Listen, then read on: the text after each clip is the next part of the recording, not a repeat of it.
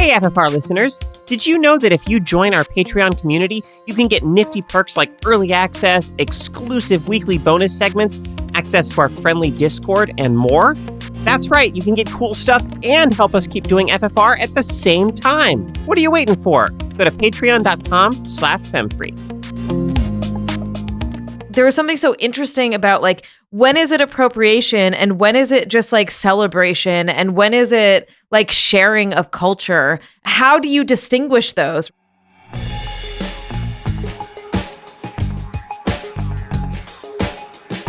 Welcome to Feminist Frequency Radio. This is the show that asks you to be critical of the media you love. I'm Anita Sarkeesian, and I'm joined by two women who understand that there ain't no party like a West Coast party because a West Coast party don't stop. Carolyn Pettit. Yes. Heyo. And Ebony Adams. Yes. I was going to make a joke about, like, maybe coronavirus stops the parties, but I'd say people are still having some parties, you know, like good social distancing. Yeah, a West Coast Zoom party. Yeah, you know, they're still the best. They're still the best. All right, this week we're going to be talking about the new Netflix documentary, LA Originals, about the life, work, and global reach of two iconic Chicano artists, tattooist and designer Mr. Cartoon and photographer Estevan Oriol.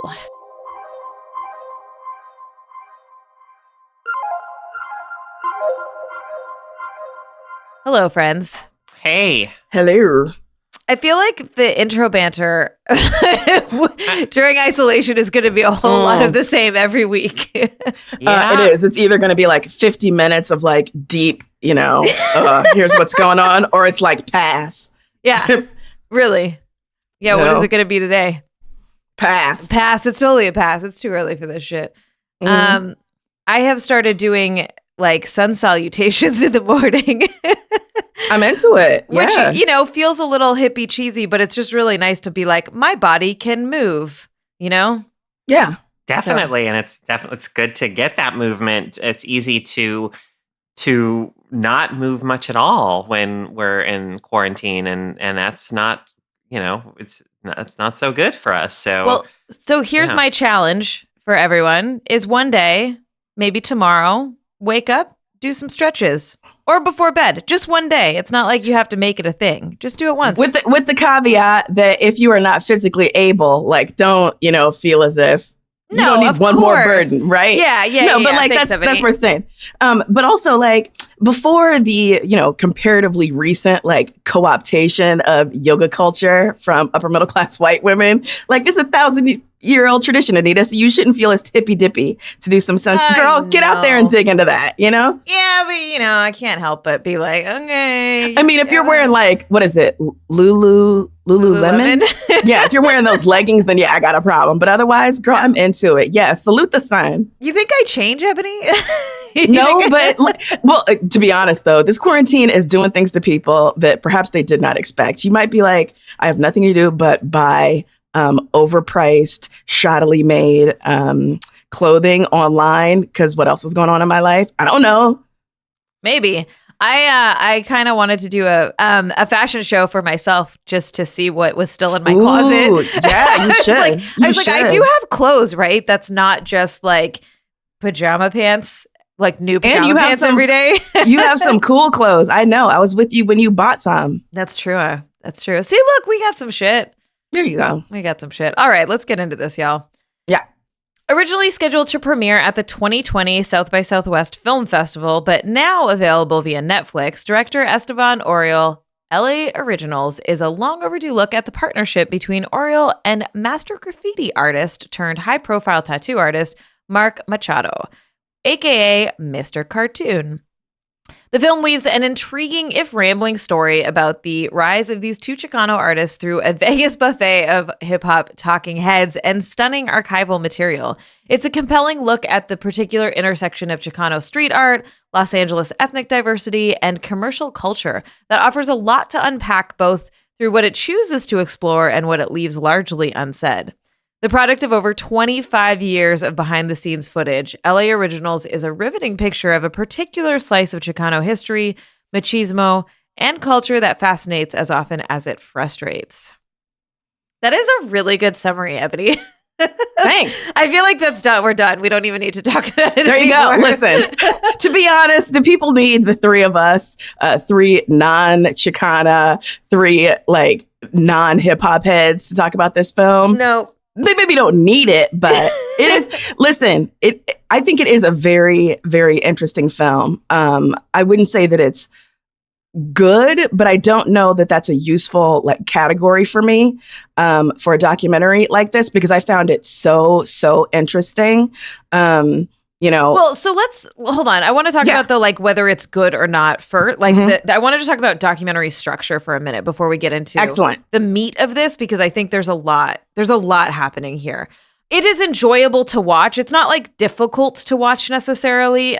It's not really well done in terms of the level of prestige documentary that people are used to, right? Especially folks who don't watch documentary. And there is this sense a little bit of like, I really wish that he had partnered with a documentarian to make this, because I think it could have been so much better. It could have been richer and more detailed, and it could have brought in a perspective, a little more of an outside perspective, because I think when you get to the end and you see a little bit of where they're at now, it's so hard not to let that inform the creation of this, the reason it exists, the way it was made, and all of that. And so I kind of wanted to be like, you have so much amazing footage and so many incredible stories. Like, let someone who knows this particular medium just kind of guide you through that process. See, I'm of two minds about that, because I do think that there's a way in which, like, technically the film could have, benefited from having, an experienced documentarian do it. But I would want like a companion piece rather than a replacement piece for this, because I think there's something so important about the fact that, like, Estevan Oriol himself is the creator of this piece. Like, it really informs the way that I understood it. And I think let's be honest, like when we talk about like prestige documentary, what we're often talking about is a cadre of films that are created, that are from white filmmakers, and some of the ones that are, most famous or infamous are ones from white filmmakers, but looking at, communities of which they are not a part. And I think there's something so crucial about the fact that, like, Estevan Oriol, in creating this documentary as an insider, sort of takes some things for granted, Yeah, and that I think is a really interesting distinction in terms of two particular ways of going about documentary, right? Like, there is something about the fact that if you're making a documentary about yourself, you're not going to uncover some of the like more difficult aspects of that necessarily, right? You're not going to want to paint yourself in a light that isn't necessarily flattering, right? So like, yeah, and so I say all that not in being like it should be this other thing, but that it is a little bit, it gives you pause as a viewer in some ways, right? Yeah, oh yeah, absolutely. And there are things that, like, the viewer, well, I shouldn't say like the singular viewer, but me as a viewer, I wanted more of. But as you say, we weren't going to get them from this piece. So for like Oriol's drug abuse and addiction issues, that's glossed over. Like, it's mentioned, but it's dealt with in the space of like 30 seconds, right? That's clearly a huge part of his story, but I don't think we're going to get the kind of, I hate to say objective view, but I think in some instances, like having someone not internal to his circle kind of explore the ramifications of that would have been, useful. I guess my take on this, and not that anything I say about this film matters at all, because it doesn't. But I'm on this podcast and I'm supposed to talk about this film, and so and I'm not gonna like lie about what I thought about it either. But like for me, the film, it glosses over everything because it's just trying to be this like narrative summary of their lives, and so it's like, oh boy, now it's the Gulf War. That was a really crazy time. Whoop, we're on to the next thing. And to me, like, I recognize these are such like historically significant, just incredibly talented artists, but I do feel like a film that maybe focused on a particular aspect or found some angle or something could have been much more revealing about them and their work than this film, which tries to kind of tell the whole story in this, I think, very big picture, surface level, kind of at a distance way that it didn't feel very substantial to me, and I wanted more substance. I mean, and that's recognizing that, like, again, like they absolutely deserve to have films made about them, celebrating their work and how impactful it's been and everything. I did wish personally I didn't find the structure very. I felt like the subjects are deserving of like a better, more interesting film, and maybe that's weird to say given that one of them made the film. But no, I think you're absolutely right. What in an ideal world for me, this would have been like, this, 2-hour film that we got or 90-minute film that we got would have been broken apart and would have been part of a series, like, a 4-episode documentary series that did allow for further depth into things. Like, you could have done hours and hours on just cartoon, right? And like the development of his style, from, graffiti art, LA Tech kind of art, like Pinta, prison style art, etc. Like, you could have done hours and hours just on that, and the kind of resonances of that within the community, because, as these men are, insistent upon, they come from a place and they have remained within that place and they have not divorced themselves from it, no matter how much their work gets commodified. Or you could have spent time talking about like just Oriol's work as a photographer of musicians, and then the ways in which Hollywood sort of, grabbed him up and suddenly he's doing, magazine covers of artists. Like, yeah, this is in many ways to me like a sizzle reel, Right. Yeah. I think that's a good way to think of it. Yeah. But yeah, sorry, go ahead. No, please. There's so much I wanted to talk about, but I think two things that I was most intrigued by, excuse me, and would love to do further reading on is one, the kind of global transmission of this Chicano street style. And so we get just like this, very quick kind of peek into that world near the end of the film. But like the dude from Berlin, who I think was, videoed somewhere in LA and was like, this is how I feel. This is how I look inside. And I think it's like, I was so interested because he was like, I'm a trans man from Berlin, but this cholo culture is how I feel inside, right? But then also like the huge influence of this in Japan, it's fascinating. Again, I wanted time just on that. And then the other thing that I was so interested in is the ways in which, and this is a huge conversation, it's because it's primarily men in this story, the kind of homosocial world that we are given here, how these men understand themselves now that they are aging. Like, I was fascinated by that. So you have these men who were like at the top of their game in, say, like the 90s or early 2000s, but for whom that kind of like, cultural impact maybe has been, diluted or diminished. And so you have these dudes who are in their 40s, 50s, slightly older, whatever, but still like holding on to a version of themselves as like men in their prime. Like, I just found that fascinating. And I don't think it was necessarily something that Oriol maybe even was totally conscious of at all times. I don't know. Going back to the first point, I like both of those concepts to unpack. But, okay. But like the first one, I think that's so interesting, right? There, to add to that, I think the other reference there was when Kobe Bryant talked about being in China. Yeah. And that he wanted to work out, but the attendant at the employee at the hotel was like, you can't show your tattoos. You need to wear a long sleeve shirt. But she recognized that it was Cartoon's work on his sleeves. And like that like you're talking about this cultural transmission, like what is, we've talked a lot about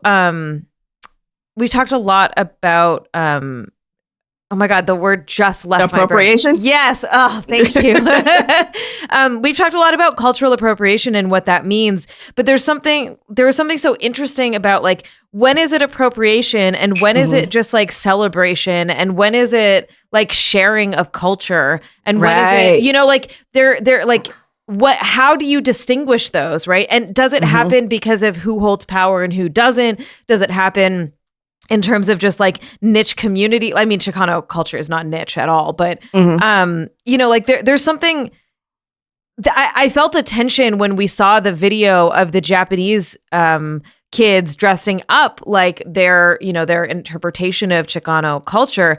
Because I'm like, but we also do that to Japanese culture, like, or white folks mostly do, right? Or, so I don't know. I just had a lot of tension there. Like, again, like you're saying, every little piece of this film is its own, could be its own documentary. Because that, I think, unpacking the tensions of power and culture and appropriation and sharing is so interesting.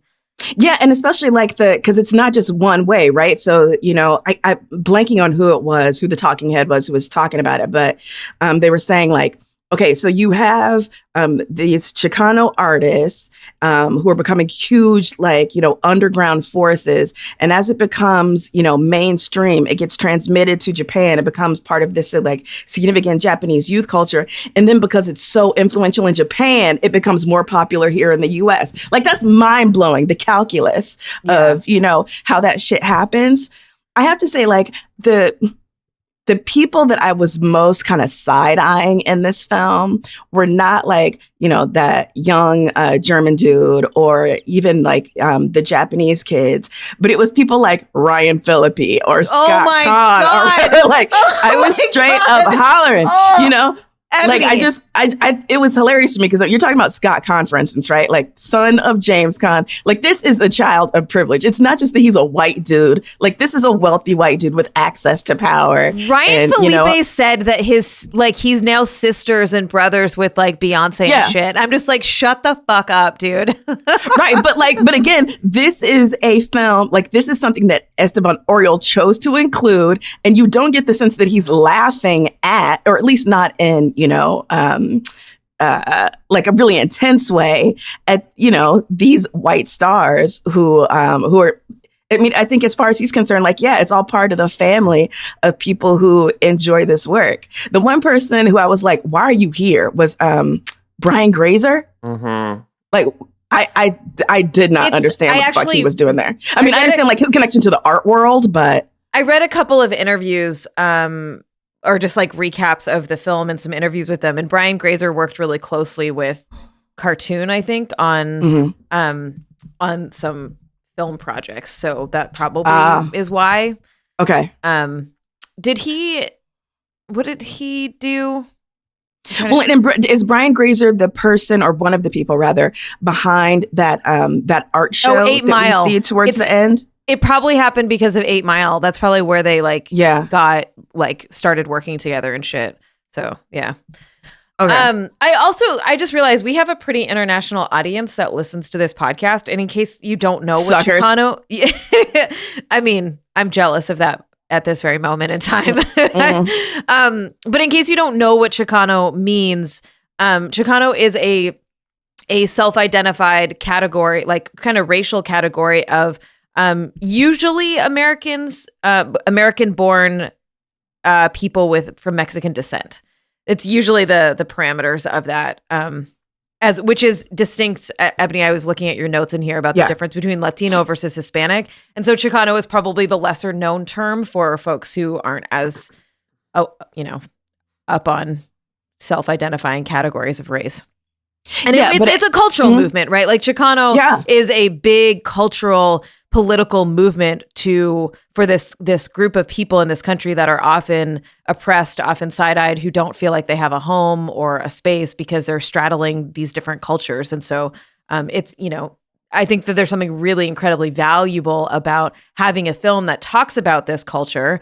It's a very specific perspective of that, right? Like, right. No, it is. And I think that was one of the things that, I did want us to point out is that there is a difference between Latino, Latina, Latinx, and Chicano, like some folks who, come from like Spanish speaking backgrounds, et cetera, they are insistent upon, and rightly so, that there shouldn't be this kind of like flattening of identity along like language lines, which I have just done by saying like Spanish speaking peoples, or, geographical lines. Like there is a fundamental difference between someone who is, American but of Mexican descent versus someone whose family comes from Cuba or Puerto Rico or Belize or whatever, right? And so I feel as if I hear the term Chicano less now than I did in, say, like the 90s, but it is still very much a term with utility and in use. So you can't just say like, Hispanic. A lot of people don't use that term. They disavow the connections to Spain and the colonization of, that empire. So yeah, I'm glad you pointed that out, Anita, because to me, it's something that like I've heard all my life. I know, but not everyone has. Yeah. And now that you're saying it, I don't hear it as much as I used to. And maybe it's just who I'm around and the things I'm reading, and maybe that's, my own thing, but maybe it's just, but I remember it. Interesting that you point that out, because I remember it being very present, and I used to, whatever. I think we need to talk about gender. Oh my goodness. Yeah. Because, oh boy. I would like to point out that there is only one interview by a woman, and it's Michelle Rodriguez, and it's barely, like, she's barely in it. But like gender, Carolyn actually, just before I think Ebony and I had watched it, just posted in our chat being like, okay, we're going to have a lot to talk about. And I started watching it. It was like, oh yeah, we really do. Right. Like, it's funny when you two had that back and forth, I hadn't watched it yet, like you said. But then as I started watching it, I was like, I wonder what the oh no was about. Because there's a lot of things that you could be like, okay, yo, we need to unpack this right now. Yeah, Carol, what was the thing that, like, did you post that after you watched it or while you were watching it? While I was watching it. I think the specific moment that I shared that, I mean, it was an accumulation of things up to that point, but the specific moment I shared it was when Estevan says about, that he's taking all these photos of women, and he says, like, I always thought of it as uplifting women. Right. Yeah. That was the specific was moment. Was that over this shot of the woman's ass that had been tattooed to say West Coast? Like West and Coast on either cheek? Because I was like, this shot and this voiceover is like unintentional high art right now. Yeah. It's just, yeah. Sort of relating, like, to just frame, I think, a little bit of this conversation we're about to go into. In reading some of the stuff I literally just read before we recorded, like, there was one line where they talked about, so SA Studios gets shut down in 2008 during the economic crash, and in that, in reference to that, in this interview, but not in the documentary, they say we didn't know the word gentrification. Right. They didn't know the language to talk about what was happening in downtown LA around that time and before and after, and increasingly, because their studio where they operated out of was right next to Skid Row, or like right at the end of it. And so I see this as a group of men from a particular time whose lives are politicized, but they don't necessarily have the like academic theory to understand the interwovenness of it. Like, not that they don't get what's happening in their lives, but like there is a sense of like, this shit sucks and we live oppression, but we don't necessarily know the language to talk about it. Yeah. I mean, these things are very, very complicated. I mean, there's a moment near the beginning where I don't remember if it was Cartoon or Estevan, but talking about the whole kind of philosophy or ethos of their work and everything. And they say something like, be who you are. A lot of people are terrified of being who they are. And they're talking about this. And there absolutely are certain values of authenticity and certain types of authenticity that come through in the work that they do. And those are values and types of authenticity that hegemonic white supremacist culture devalues and marginalizes. But, there's also that perspective of, okay, but let's talk about all the ways that men can't necessarily be authentic or like express themselves fully in these spaces too, or the ways that women, you talk about uplifting women, but also like there's women are put in very narrow boxes too. And it kind of comes back around to this in the end. There's a very brief moment that's very critical of Trump and all of that, but, xenophobia, et cetera, but never any bit of reflecting on, misogyny or other issues. Yeah. And yeah, totally. And it's not like women, especially women of color, have been speaking up about sexism and violence and all kinds of issues in hip hop culture and in different communities, but they weren't as those conversations aren't as mainstream as they are now.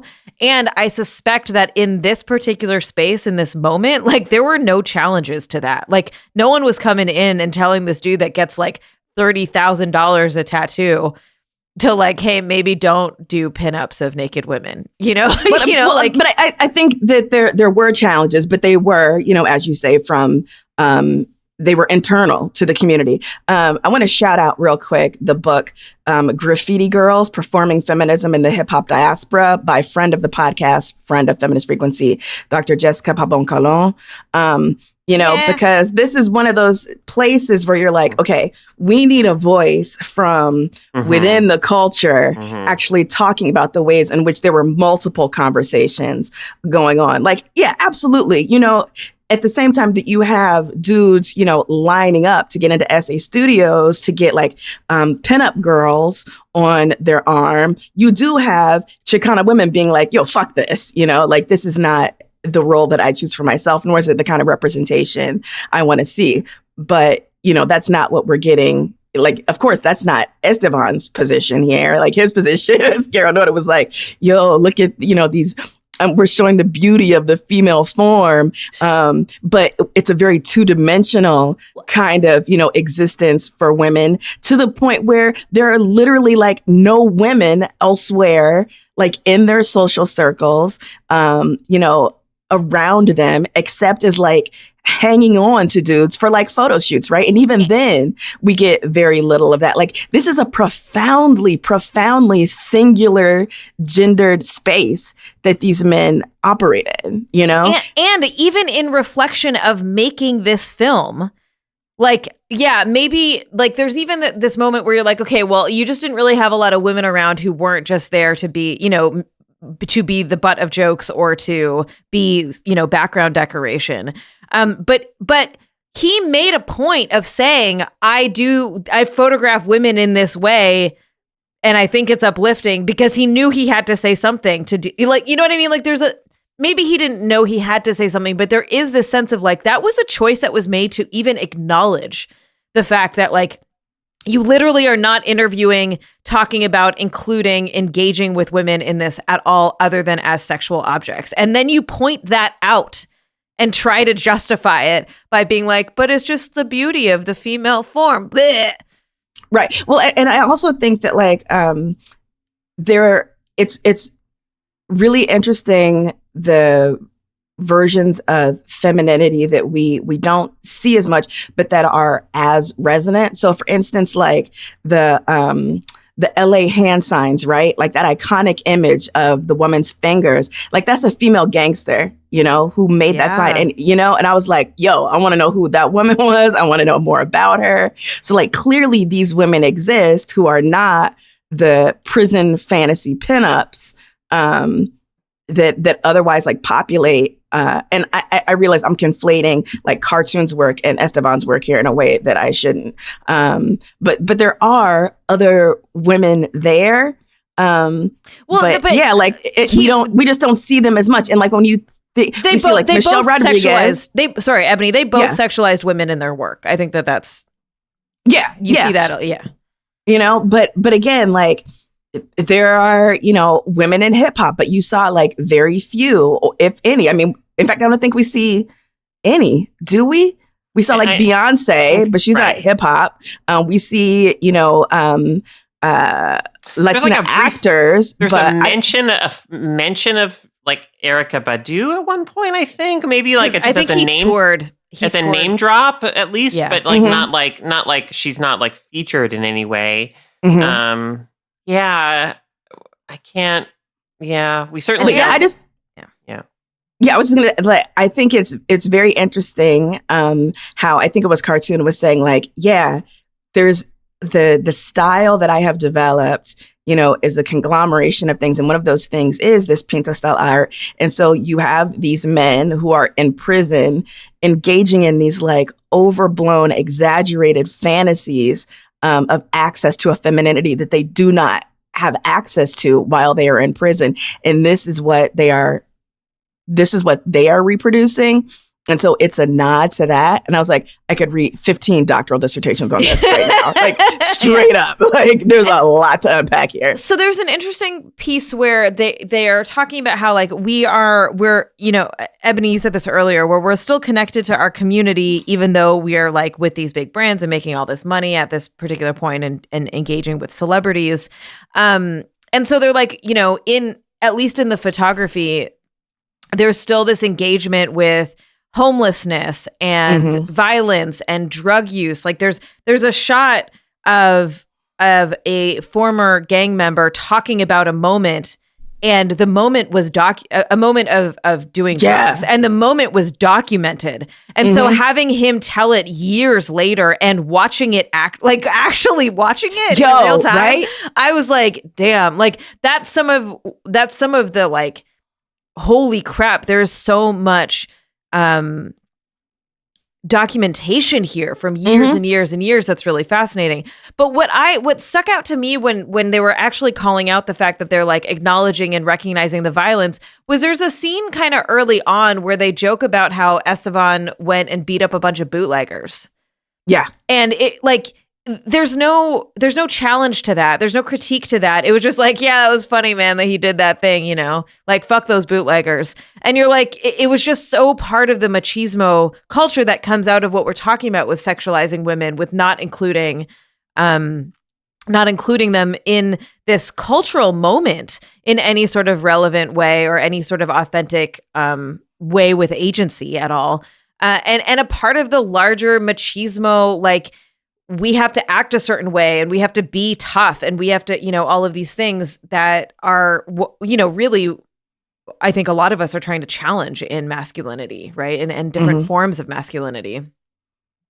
Yeah, it's so tough because, again, when you're speaking about a community of which you are not a part, you want to be so careful not to be, explicitly or implicitly insensitive or just outright racist, right? Like it's hard to talk about the Chicano masculinity on display here because you feel like you want to tread so lightly. And I can only speak from the experience of being a Black woman and the ways that I wrestle with misogyny in my community, for instance, and, talking about like the misogynoir that is, a particular burden for Black women, particularly as it is inflicted upon us by like cisgender Black men. But when someone from outside of my culture is like, there's a particular flavor of like Black machismo, like Black misogyny, I'm like, okay, well, slow your roll a little bit because I'm not sure you have the the full context to really appreciate how Black men have, some Black men have constructed a version of masculinity that is a deliberate and insistent, kind of reaction to the ways in which they are dehumanized by larger white culture. So like that, this is what, it's definitely like worth more. It's definitely worth calling me out on that, Ebony, and I appreciate you. No, I'm not calling you. I'm calling out this whole thing. Like when we talk about art or anything, we just all have to be aware of that. Like, okay. Yeah. And we use the word machismo specifically in talking about some of this because, like, I urge you to all go do your own reading of people from Latinx cultures and Chicano cultures talking about this particular kind of toxic masculinity. And this word comes from decades of folks doing activism around this kind of masculinity, the violence it connected to it, and that sort of things from those communities. So that just putting that out there in relation to what you're talking about, Ebony. Yeah. Oh, I could have used so much more. I wanted so much more. So Anita, you live in LA now. Carol, you used to live in LA. Did y'all, or do you engage much with like public art? You know, have you had the opportunity to do that?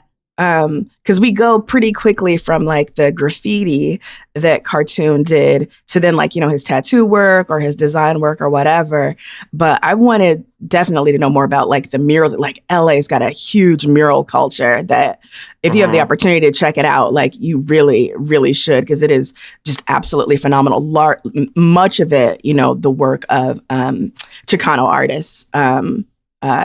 I kept thinking, this reminds me, because as I was watching this, I kept thinking of like, who are the people now? Right? Like we documentaries are made often about the folks who influenced a time period and a movement. And like, you know, we can look back and be like, oh, these are the connections, right? Between the disparate things that we knew about this space. But then I'm always like, who's doing this shit now? Right? Like who are the, you know, we would in influencer terms, gross, call them like tastemakers or whatever. But like, who's the people? Who are the people making the badass Chicana art now, or who's doing like, you know, who's doing a new style of tattooing or whatever the new thing is that folks are getting done, right? Like, this piqued that curiosity for me in some ways. Yeah, for real. Ebony, do you have a fun fact you want to share with us? I do. So before I worked for Feminist Frequency, I worked for another nonprofit, and one of the fundraisers that we hosted every year was this event called Artworks for the Cure. It was a huge, huge undertaking. It was a modern art show that was largely framed around, well, I shouldn't say largely because the theme changed year on year, but there was usually a huge street art component, and we were lucky enough to have artwork from Cartoon several years running. And the last year we hosted it, we also got to have some of his lowriders on display. So this was a show that was at Barker Hangar. We completely transformed the space. And so, you know, in these sort of like mini galleries we set up, we had a couple of Cartoon's lowriders. And so in the organizing of this show, I got to go to SA Studios. Obviously, this was before it closed down. They lost their downtown location. And it was just as fucking amazing as you would expect and as you see in this documentary. Yeah. And like, really cool. What a treat.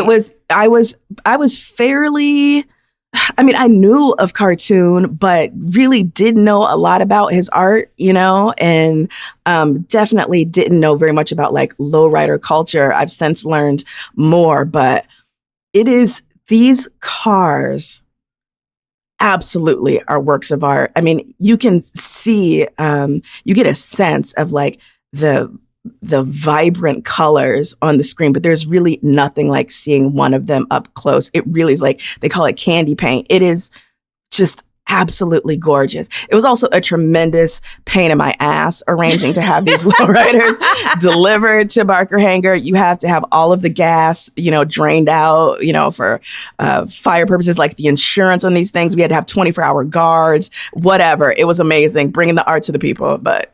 That's awesome. It reminds me of in the Mission in San Francisco, there used to be a regular like lowrider parade. I don't know what they call it, but just like the street would just get taken, Mission Street would get taken over, and it would just be like loads of lowriders, and folks would come out on the streets, and like it was like a fucking party. It was awesome. Yeah. And apparently I found out from someone who had lived there had a shop there for a really long time, like this used to happen like every weekend, once a month. Like it was such a regular occurrence, and it just started getting more and more phased out, and probably likely as gentrification occurred and the Mission, you know, lost that feels generous, a lot of its, you know, Latino Chicano roots, and got pushed out, that became more infrequent, which is a bummer. So, you know, it really is, because you think about the kind of like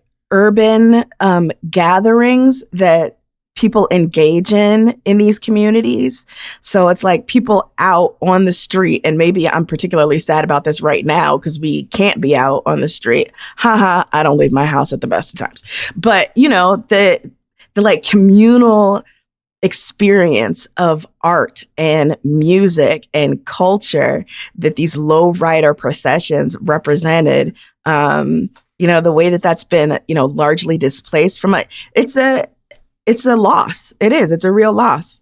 Yeah, absolutely. All right. Well, on that note, yeah, we'll be right back with our weekly freakouts. Hey friends, Carolyn here. If you enjoy listening in on our conversations each week about what's happening in the world of media and pop culture and how that impacts our larger culture, please head on over to patreon.com/femfreak and help us keep bringing FFR to you. What's your freakout? Now it's time to talk about what's been thrilling us, moving us, upsetting us, or infuriating us this past week. Ebony, you want to get us started? Yeah. So in the last episode, when we talked about how we're coping or not coping in this time of fucking global upheaval, I mentioned that I'm having a hard time kind of watching new shows right now. I'm finding a lot of solace in reading, mostly short stories. But I have discovered over the past week, maybe because we decided we were going to watch this and I'd been thinking about it, but that I am able to watch documentaries right now, which is a genre that, to be honest, I had not really spent much time with. Before, like maybe a year or two ago. Like I would occasionally watch one, but it just wasn't my jam. But I am really, really avidly looking for new stuff, new documentaries to check out, both like feature ones and also series. So anyways, this past week, I watched the first episode of McMillions, which is this documentary series on HBO. And it's all about the fraud, the long-term fraud around the McDonald's Monopoly game that started in there's a line in the first episode where the one of the FBI agents who helped find the culprit said there was no legitimate winner of any of the big prizes from 1989 to 2001. Oh my God. Yeah. It is an absolutely bonkers story. I don't want to spoil it for you. And I will say this. I don't think the documentary is particularly great. It's one of those documentaries that relies a lot on like recreations. And so occasionally the recreations can get a little cheesy. But just the cast of characters, the hubris of, the people who are involved, but also the fucking chucklehead who was kind of the main FBI guy, he's almost unwatchable. And because he's unwatchable, he's profoundly watchable.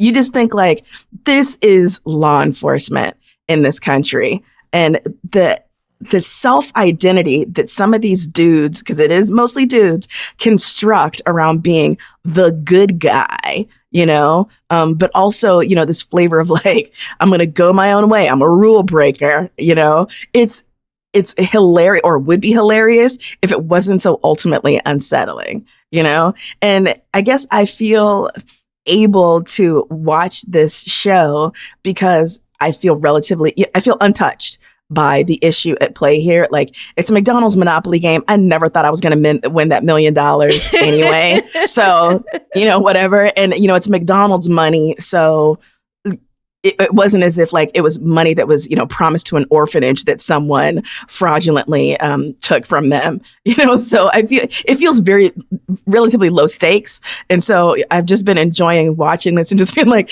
the amount of work it takes to be a con artist.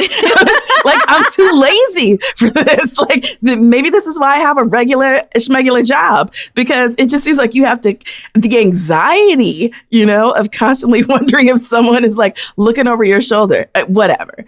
So anyways, McMillions. So I guess we're not HBO. Starting our own Ocean's 8. Ebony's out. Can I be like the Elliot Gould character who's maybe not in the front line, but who sits around in like, a really badass robe by my pool?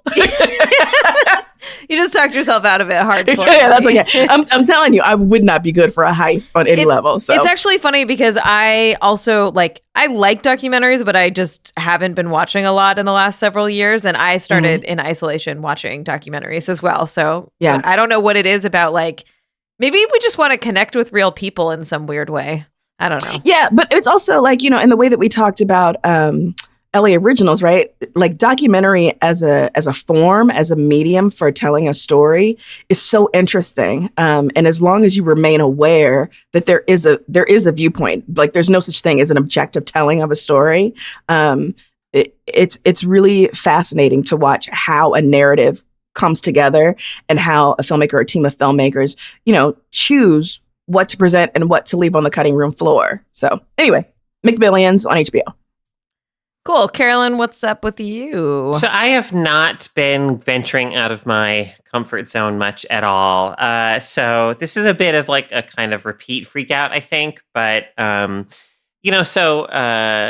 thing I've been finding comfort in during these strange and difficult times is old episodes of Columbo. And Columbo's actually kind of interesting to Columbo's so good. So good. But it's interesting to think about Columbo. So Columbo is set in Los Angeles, right? But Columbo's suspect or targets, like the people he has in his crosshairs, are almost always like very wealthy, privileged people. And so there is actually the sense in which Columbo is kind of wealth porn for me or whatever, because you see these like the homes and these apartments of the like very wealthy people. And there is that aspect of it. I mean, and you could certainly argue that there's a negative to the fact that a show about an LA cop is focused because it presents a very It's not an authentic portrayal of LA at all, obviously. I mean, again, we're just talking about LA Originals but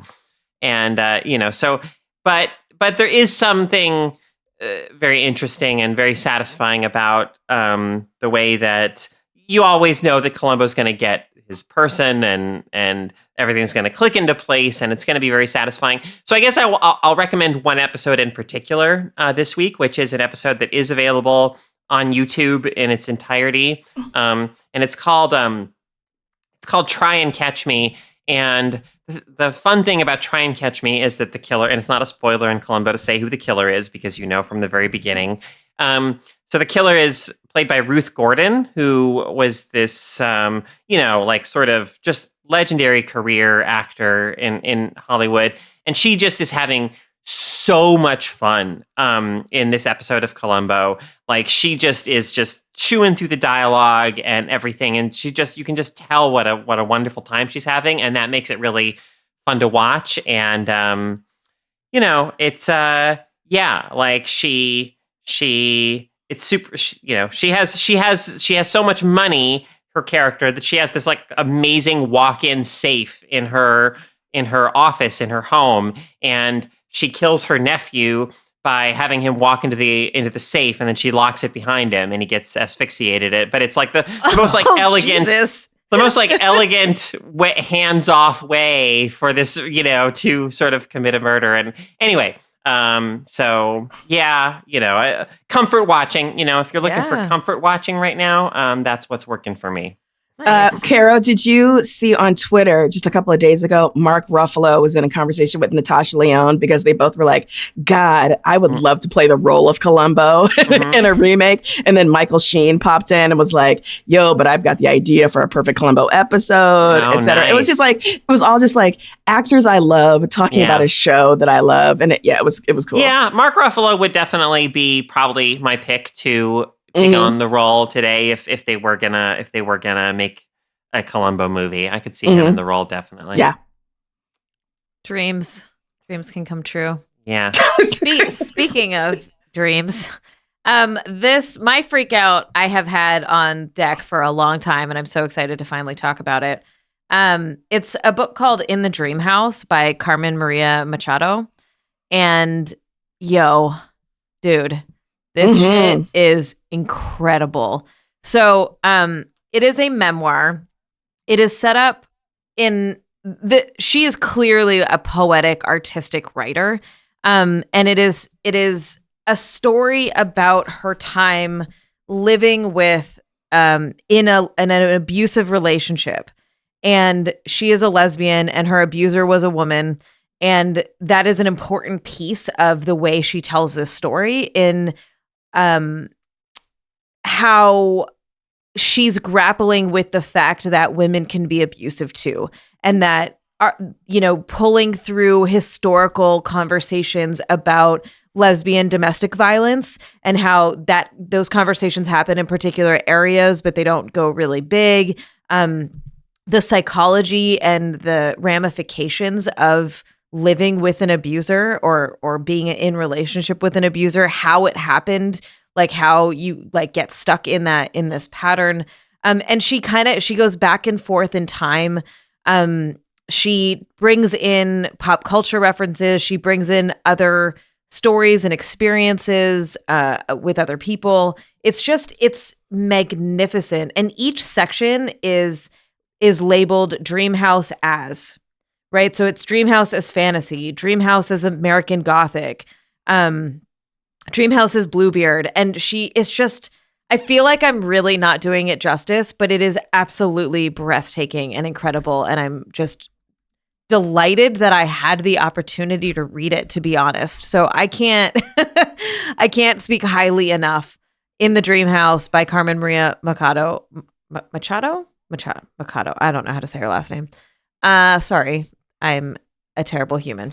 Anyways. Do you remember listening to that podcast episode interview with her? So Anita and I took a road trip to Vegas because we make good decisions. This didn't happen recently. No. During the lockdown, by the way. This is a poor decision we made before lockdown. But anyways, I was forcing Anita to listen to different podcasts, and we listened to an episode of Code Switch, which I will link to. There was an interview with Carmen, and we both were like, "Yo, we got to read this book ASAPually." So what happened then is I walked into my friend's office who runs the Believer Fest, which is a literary magazine and festival that takes place in Las Vegas. And she literally just pulled the book off the shelf and was like, "You should read this." And I was like, "What the fuck?" Like I literally had just noted it a couple hours earlier to read. So it was lovely how that all worked out. But yeah, I highly recommend it. It's intense, but it's also lovely. Add it to your to read list. You won't regret it. I mean, you might, but then you're a terrible person. So whatever. This week, I'm really excited because we have a guest freak out. This actually came in before isolation. It's been sitting in our queue for a little while. And so I'm glad we have the opportunity to share this freak out from Chris. Kind Words is definitely a neat little game. It's a game on Steam where it's a really cozy game, and your character just kind of sits in this cute little bedroom, and there's like chill music playing, and you can write notes to other players, but you can also so some players write notes just sort of maybe asking for some encouragement or help or whatever, and then other players you can also send encouragement to other folks. So it's just this. It's a very sweet, cozy, little, warm-hearted little game. I think warm-hearted little game is just what we need right now. Yeah. Yeah. All right, y'all. You can submit your own freak out at feministfrequency.com/freakout. That's FREQOUT.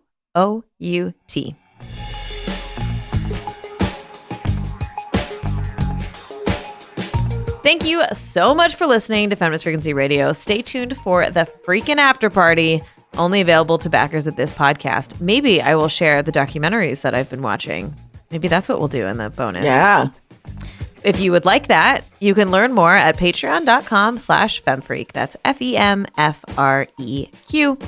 You can find us everywhere and most places. I'd say most of the places that podcasts are found. If you haven't yet, go to iTunes and subscribe, rate, and review us. And you can follow us on Twitter, Instagram, and all the social medias at FemFreak.